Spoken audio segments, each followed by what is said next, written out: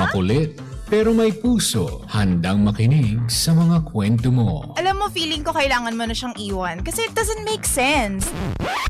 Ang kwento sa lihim ng liham.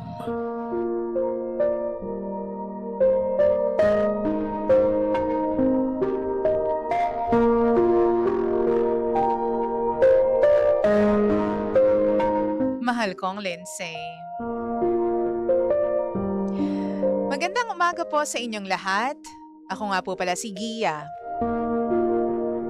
31 years old, married with one child.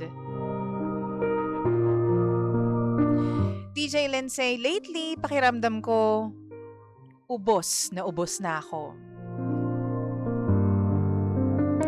Lahat ng pagod ko, ang dahilan ay ang marriage namin. Hindi dahil may third party o di kaya naman malaking scandal. Kundi dahil parang ako na lang yung bumubuhay sa buong pamilya namin. Habang yung asawa ko, parang extra baggage na lamang sa bahay. Dati-rate merong small business yung asawa ko. Pero nalugi. At tumama pa yung pagkalugi niya nung time na buntis ako. Simula nun, ako na lahat. Remote yung trabaho ko pero full-time. Habang inaalagaan ko rin yung isang anak namin na babae. Imagine, ako yung nagbabayad ng rent, ng groceries, internet bills, diapers, check-ups. Pati yung pagpapagawa ng sasakyan namin, ako ang umaako. Kahit simpleng food cravings lang, minsan, ako pa rin yung sumasagot. Ang masakit dito, despite all that, parang hindi niya naman na-appreciate. Kapag tumatanggi ako na bilhin yung gusto niya, sasabihin niya sa akin, madamot ako. O wala daw akong tiwala sa kanya. Siya pa yung hindi kumakausap sa akin for days. Minsan mumurahin pa ako kapag stressed siya. Nakakapagod. Kasi imbes na kakampi ko siya, parang dagdag pressure pa siya sa akin. Everyday routine namin feels so unfair. Ako puyat dahil sa trabaho at sa bata. Tapos siya gigising, tanghali na. Kapag umiiyak yung anak namin during meetings ko, maiinis pa siya kapag ginising ko siya para tulungan ako. Kesyo pagod daw siya, puyat daw siya.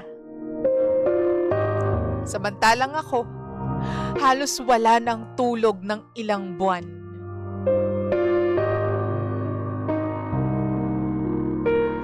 Ayaw niya rin maghanap ng stable na trabaho. Ayaw niya raw ng corporate setup dahil ayaw niya ng may naguutos sa kanya. Lagi siyang may future plans or business ideas. Pero hanggang plano lang. Hanggang ideas lang. Habang ako, literal na survival mode, araw-araw. Pinaka nagising ako, DJ Lindsay, nung na-ospital yung anak namin recently. Akala ko at least doon mararamdaman kong may partner ako. May asawa ako. Pero halos ako lang yung umalalay sa lahat. Pati pagkausap sa doktor, yung pagbabantay. Ako rin yung nag-asikaso ng mga bayarin ng bill sa ospital. Tapos siya nasa gilid lang, Kasi hindi raw niya kayang makita yung anak namin na nasasaktan.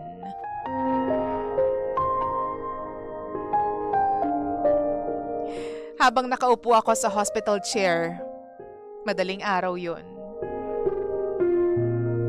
doon ko na-realize na parang matagal na pala akong single sa buhay. Matagal na pala akong emotionally single mom. Hindi siya physically abusive, DJ Lindsay, pero emotionally drained na ako. Hindi ko na maalala kung kailan yung huling naging masaya ako. Kinilig ako sa relationship namin kasi napakatagal na.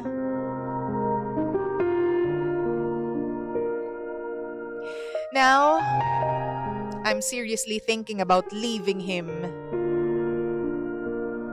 Hindi dahil sa gusto kong sirain yung pamilya namin, kundi dahil pakiramdam ko kasi.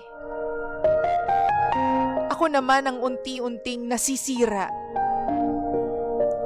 habang pinipilit kong buhatin kaming lahat.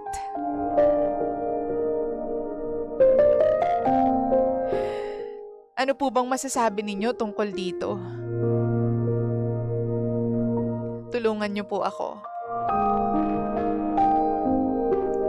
Muli, ako si Gia.